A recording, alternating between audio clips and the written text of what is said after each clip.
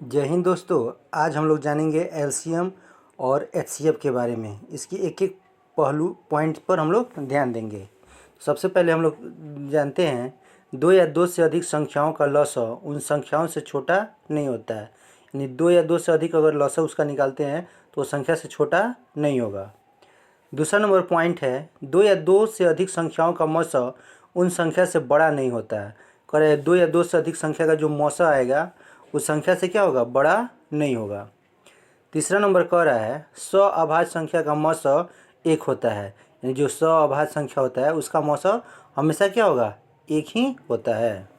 अगला पॉइंट है ये कह रहा है कि प्रथम 25 प्राकृत संख्याओं में केवल 9 अभाज्य संख्याएं हैं।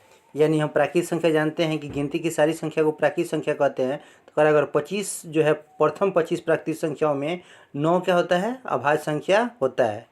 अगला नंबर पॉइंट है कि प्रथम 25 प्राकृत संख्याओं में केवल 15 ही अभाज्य संख्या है। यानी 25 में 9 रहेगा और 50 में क्या हो जाएगा, 19 रहेगा। अगला पॉइंट कह रहा है कि प्रथम 100 प्राकृत संख्याओं में केवल 25 अभाज्य संख्याएं हैं।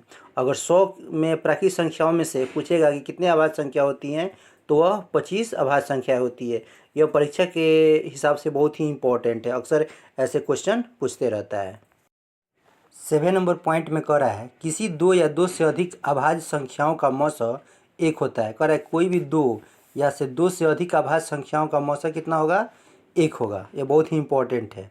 अगला नंबर पॉइंट कर रहा है यदि एक संख्या दूसरी संख्या का गुणज हो तो उनका लॉसा सबसे बड़ी संख्या तथा मौसा सबसे छोटी संख्या होती है। यदि कोई एक संख्या है, दूसरी संख्या क्या है, गुणज है, तो उसका जो लॉसा होगा वो बड़ी संख्या तथा मौसा जो होगा उसका क्या हो जाएगा, सबसे छोटी संख्या होती है। अगला नंबर पॉइंट कर रहा है दो से अधिक संख्याओं का गुणनफल हमेशा उनके लॉसा और मौसा के तुल्य नहीं होता है। कह कि दो संख्याओं का गुणनफल जो होगा हमेशा उसके लॉसा और मौसा के क्या होगा, तुल्य नहीं होगा। अगला नंबर पॉइंट है जो संख्या न तो भाज्य संख्या है और ना ही अभाज्य संख्या है वह एक विशिष्ट संख्या होती है। ना ही वो भाज्य संख्या है ना ही अभाज्य संख्या, तो कौन सी संख्या कहलाती है, विशिष्ट संख्या कहलाती है। कह रहा है शून्य का अपवर्त यानी मल्टीपल केवल शून्य ही होता है। यानी शून्य का कभी भी मल्टीपल पूछेगा तो क्या हो जाएगा, शून्य ही हो जाएगा। अगला नंबर पॉइंट है एक का गुणनखंड केवल एक ही होता है। एक का गुणनखंड कितना होगा, एक ही होगा। अगला नंबर पॉइंट कर रहा है एक का अभाज्य गुणनखंड नहीं होता है।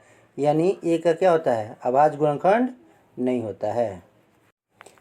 अगला नंबर पॉइंट कर रहा है दो या दो से अधिक संख्याओं का लॉसा कभी ऋणात्मक नहीं होता है। यानी कोई भी दो संख्याओं का लॉसा अगर निकालते हैं तो उसका ऋणात्मक नहीं होगा। अगला नंबर पॉइंट कर रहा है दो संख्याओं का मौसा एक हो। अगर दो संख्याओं का मौसा एक हो तो उसका लॉसा उनके गुणनफल के तुल्य होता है। यदि उसका मौसा एक होगा तो उसका लॉसा होगा उसके गुणनफल के क्या होता है, तुल्य होता है। अगला नंबर कह रहा है तीन संख्याओं का मौसा अगर एक हो तो उनका लॉसा उनके गुणनफल के तुल्य होता है। यानी दो संख्याओं का अगर एक हो तो उसका लॉसा क्या होता है, गुणनफल के तुल्य होता है। अगर तीन संख्याओं का भी मौसा एक हो तो उनके लॉसा उनके गुणनफल के क्या होता है, तुल्य होता है। अगर आपको वीडियो अच्छा लगता होगा तो लाइक, कमेंट, शेयर करना ना भूलें। जय हिंद, जय भारत।